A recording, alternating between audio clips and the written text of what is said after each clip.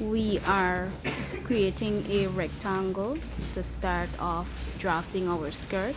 So we will first use our half hip measurement there plus 2 for the top and the bottom, and then we will use our full skirt length from the top all the way to the bottom here, and same on the other side. This half-inch line, you measure it up from your skirt length, you just measure it upwards, and here also you measure up half of an inch and you connect it or you square across. On the top you do the same thing, you measure down half-inch here, half-inch on the other side, and you draw a straight line. On the left hand side of your paper is the center back. On the right hand side of your paper is the center front. We are creating our hip depth line. So our hip depth is 7 inches. You're measuring from the top 7 inches down, put a mark there. On this side from the top 7 inches down, put a mark there, and we square across. We draw a line and we label this line the hip depth line, or the hip line here and the hip line there.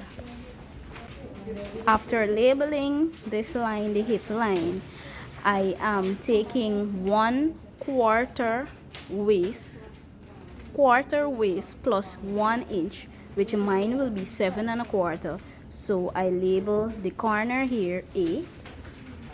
So from A, I am measuring my 7 1/2. I put a mark. This point is B. I go directly above this mark and I label this point C. Or freehand, we can curve from C to A. This line, the curved line, should not come beyond this waistline here. It should not go beyond this line. On the hip line, we are using our quarter hip measurement, adding nothing to it, so we use our direct quarter hip measurement. We're measuring it from the end here onto our hip line, and we put a mark there. We name this point F.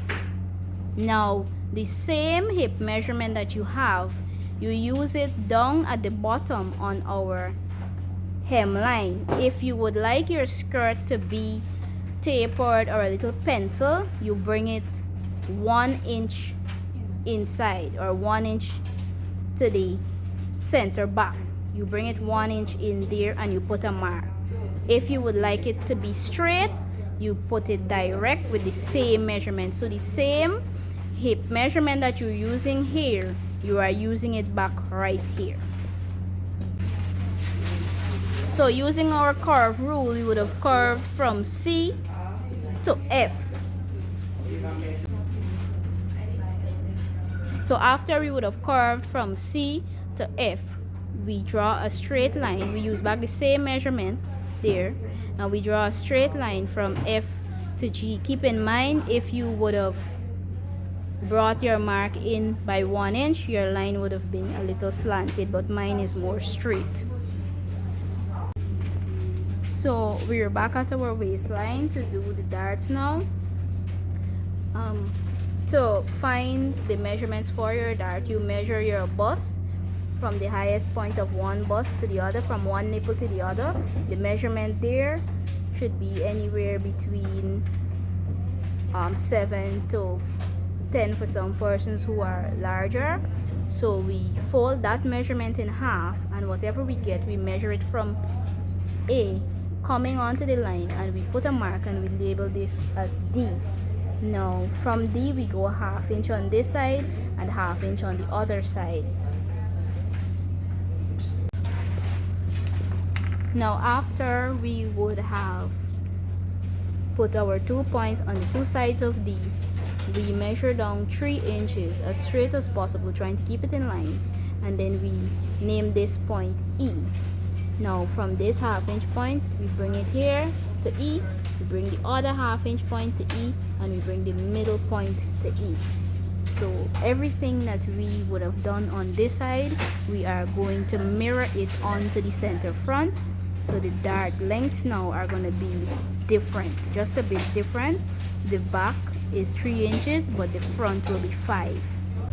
Now I would have mirrored all of the measurements from the center back onto the center front, inserting the same measurement at the waistline, the same measurement at the hip line, and the same measurement on the hem line. And I would have done this freehand, so it does not look exactly the same. However, you do it with your curve rules, or you can do it freehand to test your skills. Now we're here at the darts. The same measurement that you have from A to D, you are bringing it here from the end to here.